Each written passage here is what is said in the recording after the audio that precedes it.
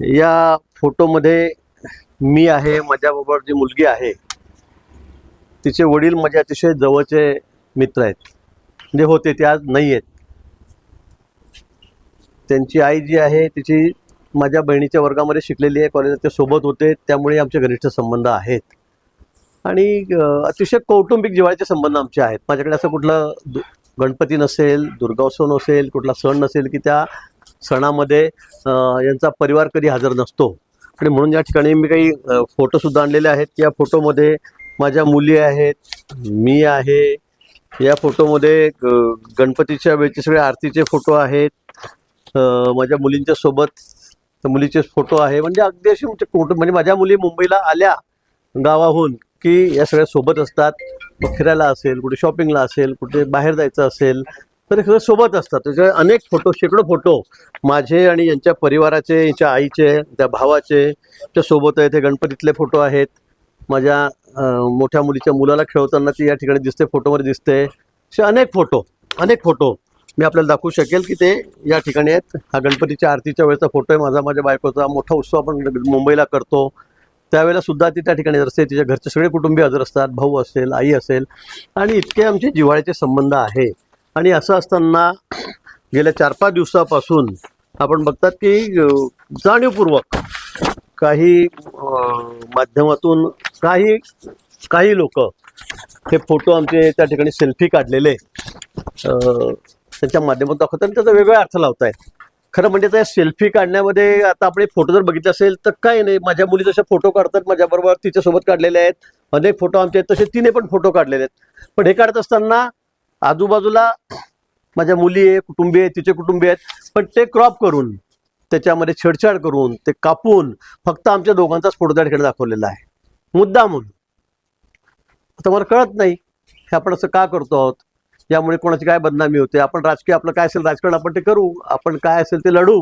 पण अशा पद्धतीने एखाद्या मुलीचीही बदनामी करणं हे कितपत योग्य आहे. आणि आजकाल आपल्याला माहिती आहे याच्या माध्यमातून त्या क्रॉप करून, मार्क करून कशा पद्धतीने फोटो दाखवले जात आहेत. जगातले, देशातले सगळ्यात मोठ्या लोकांबरोबर किती घाणेरडे चित्रण या ठिकाणी केलं जात आहे, दाखवलं जात आहे. आणि म्हणून याचाही वापर इतका चुकीचा चाललेला आहे की कोणाकोणाला आयुष्यातूनच उठावं लागेल की काय, अशी परिस्थिती या ठिकाणी निर्माण झालेली आहे. आणि म्हणून मला वाटतं की माझे राजकीय हेव्यादाव्यातून काही मंडळींनी हा फोटो या ठिकाणी दाखवलेला आहे.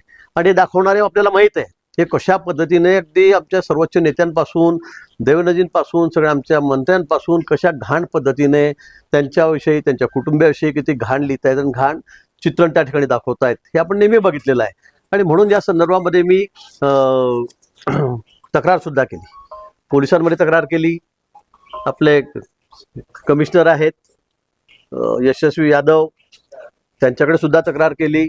आणि त्या तक्रारीच्या माध्यमातून जी चौकशी समोर आलेली आहे तिचं सर्टिफिकेट मला या ठिकाणी मिळालेलं आहे.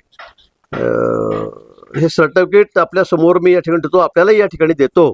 आणि याच्यामध्ये सरळ क्लिअर कट हा रिपोर्ट आलेला आहे. मी प्रायव्हेटचाही घेतलेला आहे करून, मोठ्या एका इन्स्टिट्यूटचा, आणि सरकारी पण घेतलेला आहे तक्रार देऊन. आणि या त्यांनी अगदी शेवटी अगदी क्लिअर कट म्हटलं, it is hereby certified that the aforesaid images has been tampered with and modified. म्हणजे याच्यामध्ये छेडछाड झालेली आहे, याच्यामध्ये बदलाबदल केली गेलेली आहे, असे सगळे फोटो आहेत. म्हणजे आजूबाजूचे सगळे फोटो कापायचे, आम्ही आता या ठिकाणी 2 जण उभे, फक्त आमचे चेहरे दाखवायचे आणि काहीतरी मग त्यात विक्षिप्त लिहायचं. सेल्फीमध्ये काही नाही, सेल्फी काढलेला आहे, त्याच्यामध्ये 5-7 लोक होते, त्यांना कट करायचं आणि आम्ही दोघांनी फोटो काढले. बरं, याच्यामध्ये आक्षेपार्ह काय, मला हे कळत नाही. पण अशा पद्धतीने अतिशय घाणेरडी बदनामी करायची, जाणीवपूर्वक ती करायची. राजकारणामध्ये आपण आता यांचं काही करू शकत नाही. आणि म्हणून मग अशा पद्धतीने हे आपल्याला माहिती आहे हे किती दिवसापासून चाललेलं आहे. त्याच्यामध्ये अनेक लोक तोंड कसे पडलेले आहेत हे माहिती आहे. माझ्या बदनाम्या कशा पद्धतीने चाललेल्या आहेत याची आपल्याला कल्पना आहे. पण आता मात्र मी या संदर्भामध्ये सायबरला या ठिकाणी तक्रार केलेली आहे, पोलिसांकडे तक्रार केलेली आहे.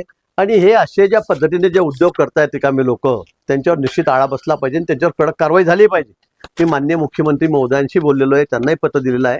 या संदर्भामध्ये कोणी असेल, मी असेल, उद्या कोणी असेल, आणि इतकं घाणेरडं दाखवलं जात आहे की बघवत नाही आणि काय करावं या विषयावर काही कळत नाही.